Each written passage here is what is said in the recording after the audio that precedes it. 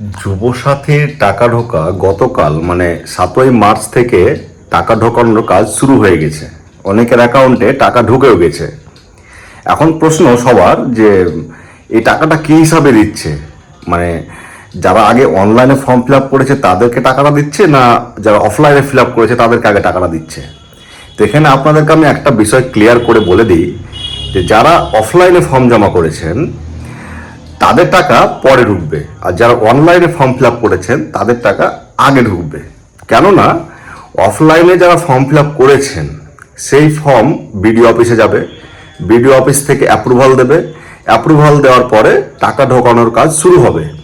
যে কাজটা দ্বিতীয় স্টেপে গিয়ে টাকা ঢোকানোর কাজ শুরু হবে সেটা অনলাইনে করলে অলরেডি 2 ধাপ এগিয়ে যাচ্ছে।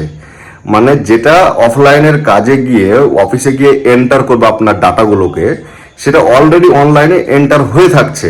শুধু কাজ বলতে অ্যাপ্রুভাল দিয়ে টাকা ঢোকানোর কাজ শুরু হয়ে যাচ্ছে। যারা অনলাইনে ফর্ম ফিল আপ করেছেন তাদের টাকা আগে ঢুকবে, আর যারা অফলাইনে ফর্ম ফিল আপ করেছেন তাদের টাকা পরে ঢুকবে।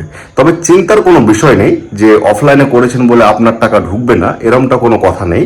আর যারা অনলাইন করেছে তাদের টাকাটা ঢুকবে, অফলাইনে ফর্ম ফিল আপ করলে তাদের টাকা ঢুকবে না, এরকমটা না। যে যেভাবেই ফর্ম ফিল আপ করুক না কেন সবার টাকাই ঢুকবে, তবে সেটা স্টেপ বাই স্টেপ টাকাটা ঢুকবে। কারণ অফলাইনের form fill up data enter হবে, ডাটা এন্টার হওয়ার পর অ্যাপ্রুভালে যাবে, অ্যাপ্রুভালে যাওয়ার পর ফুল ডাটা চেকিং হবে, তারপর টাকা ঢোকানোর কাজ শুরু হবে, যেটা অনলাইনে অলরেডি কাজটা এগিয়ে থাকছে।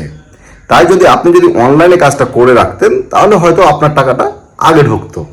তবে হ্যাঁ, 2-10 দিন আগা পেছা হলেও অফলাইনে টাকাও ঢুকবে, এতে করে চিন্তার কোনো কারণ নেই। আর যদি ভিডিওটি আপনার ভালো লেগে থাকে তো অবশ্যই পেজটিকে ফলো করবেন, আর যদি ইউটিউব থেকে দেখে থাকেন তো অবশ্যই চ্যানেলটিকে সাবস্ক্রাইব করে পাশে থাকবেন। আমি এরকম ধরনের আপডেট আপনাদের সামনে সব সময় নিয়ে আসার চেষ্টা করব। Thank you.